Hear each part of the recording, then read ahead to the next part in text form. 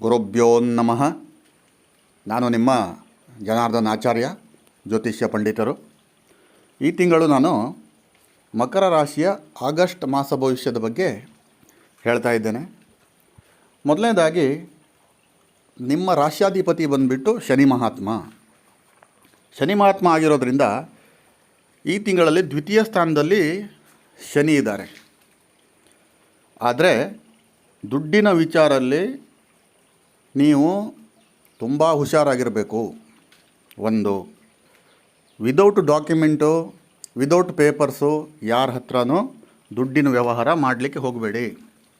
ಯಾಕಂತಂದರೆ ದುಶ್ಮನ್ಕಿದ್ದಾರೆ ಅಂತಂದರೆ ದುಶ್ಮನ್ ಬಗಲ್ ಮೇ ಹೇ, ನಮ್ಮವರೇ ನಮಗೆ ಯಾಮಾರಿಸುವಂಥ ತುಂಬ ಲಕ್ಷಣಗಳು ಈ ಮಕರ ರಾಶಿಯಲ್ಲಿ ಕಾಣ್ತಾ ಇದೆ. ಅದಕ್ಕೆ ದುಡ್ಡಿನ ವಿಚಾರದಲ್ಲಿ ಆದಷ್ಟು ಹುಷಾರಾಗಿರಿ ತಾವು. ಇನ್ನೊಂದು, ಕುಟುಂಬದಲ್ಲಿ ಸ್ವಲ್ಪ ಗಲಿಬಿಲಿ ಆಗ್ಬೋದು, ಮಾತಿನ ಚಕಮಕಿ, ಅದು ಸರ್ವೇ ಸಾಮಾನ್ಯ ಎಲ್ಲರ ಕುಟುಂಬದಲ್ಲಿ ಇರುವಂಥದ್ದು. ಆದರೆ ಈ ತಿಂಗಳಲ್ಲಿ ಸ್ವಲ್ಪ ಜಾಸ್ತಿ ಆಗುವಂಥದ್ದು ಕಾಣ್ತಾ ಇದೆ.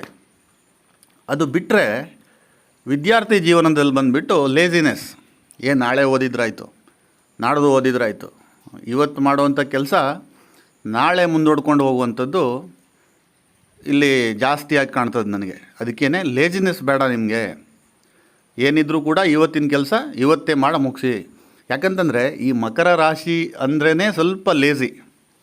ಆದರೆ ಕೆಲಸದಲ್ಲಿ ಪರ್ಫೆಕ್ಟಾಗಿರ್ತಾರೆ, ಮಾಡೋ ಕೆಲಸದಲ್ಲಿ ತಪ್ಪು ಹುಡುಕ್ಲಿಕ್ಕೆ ಎಲ್ಲೂ ಸಾಧ್ಯ ಇಲ್ಲ.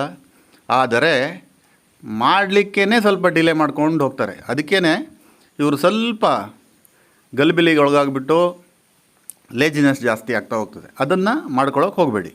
ಅಣ್ಣ ತಮ್ಮಂದಿರ ಮಧ್ಯೆ ಸ್ವಲ್ಪ ಮಾತಿನ ಚಕಮಕಿ ಉಂಟಾಗಬಹುದು.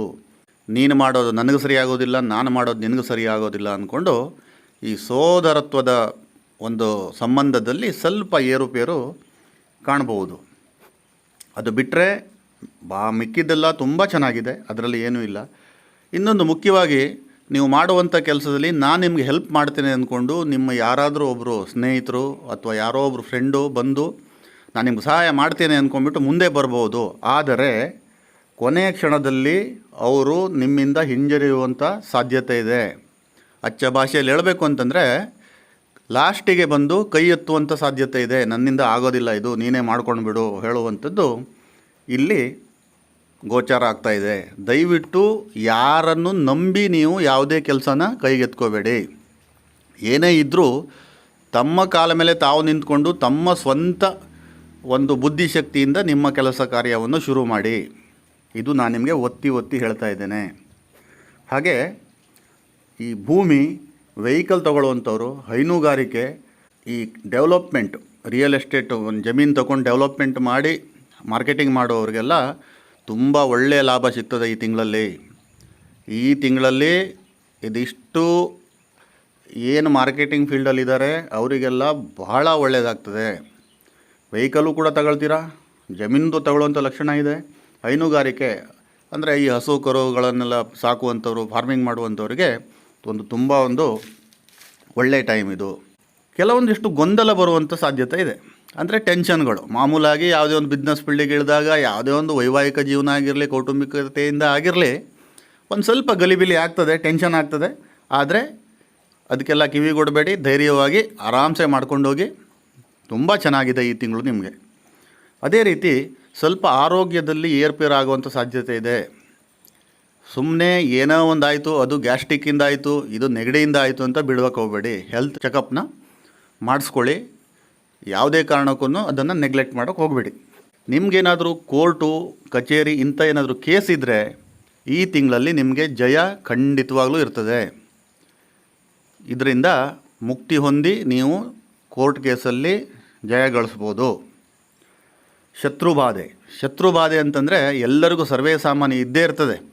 ಕೆಲವೊಬ್ಬರು ಎದುರಾಳಿಯಾಗಿ ಬರ್ತಾರೆ, ಕೆಲವೊಬ್ಬರು ಹಿಂದ್ಗಡೆಯಿಂದ ಚೂರಿ ಚುಚ್ಚುವಂಥವ್ರು ಇರ್ತಾರೆ. ಅದಕ್ಕೆ ಶತ್ರುಗಳಿಂದ ಸ್ವಲ್ಪ ಹುಷಾರಾಗಿರಿ. ನೀವು ಮಾಡುವಂಥ ಕೆಲಸದಲ್ಲಿ ಇವರು ಅಡೆತಡೆಗಳು ಉಂಟು ಮಾಡೇ ಮಾಡ್ತಾರೆ. ಅದಕ್ಕೆ ಶತ್ರುಗಳಿಗೆ ಅಷ್ಟೊಂದು ಹುಟ್ಟಾಕೊಳ್ಳೋಕೆ ಹೋಗಬೇಡಿ. ಕೋಪ ಹೆಚ್ಚಾಗ್ಬೋದು. ಕೋಪ ನಿಮ್ಮ ದಾಂಪತ್ಯದಲ್ಲಿ ಹೆಚ್ಚಾಗ್ಬೋದು. ಗಂಡ ಹೆಂಡರಲ್ಲಿ ಸ್ವಲ್ಪ ಕೋಪಗಳು ಜಾಸ್ತಿ ಇರ್ತದೆ. ಇಬ್ಬರಲ್ಲಿ ಯಾರಾದ್ರು ಒಬ್ಬರು ಹೊಂದ್ಕೊಂಡು ಹೋಗಿ ತುಂಬ ಚೆನ್ನಾಗಿದೆ.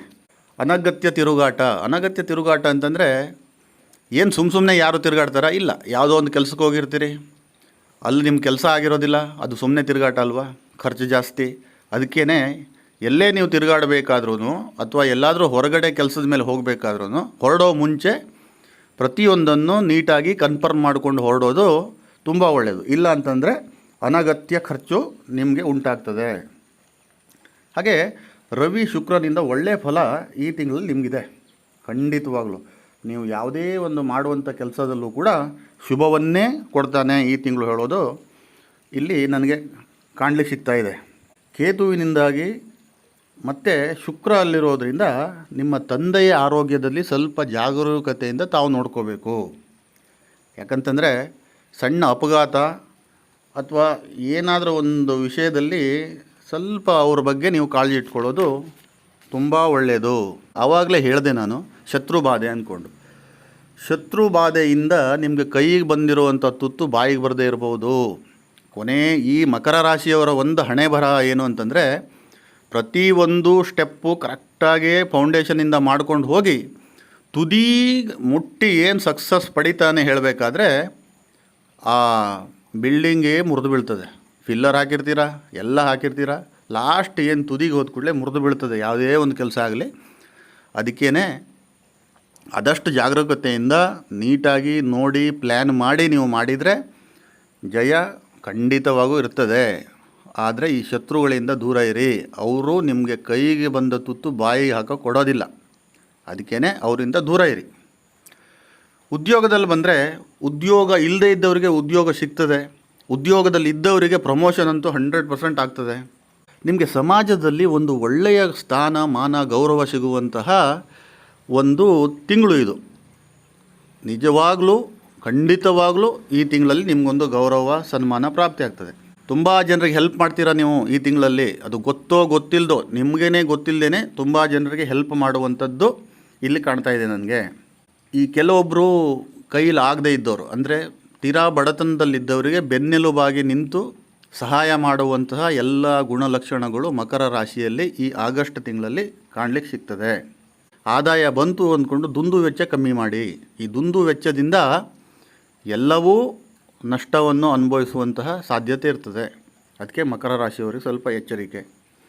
ಅದೇ ರೀತಿ ನೀವು ಹೋದ ಟೈಮ್ ಯಾವುದೋ ಒಂದು 2 ವರ್ಷದ ಹಿಂದೆನೋ 5 ವರ್ಷದ ಹಿಂದೆನೋ ಯಾರಿಗೋ ಒಬ್ರಿಗೆ ಫ್ರೆಂಡಿಗೆ ಹೆಲ್ಪ್ ಮಾಡಿದ್ದು ಇದ್ದರೆ ಆ ಹೆಲ್ಪು, ಆ ಸಹಾಯ ಈಗ ನಿಮಗೆ ಸಹಾಯಕ್ಕೆ ಬರ್ಬೋದು.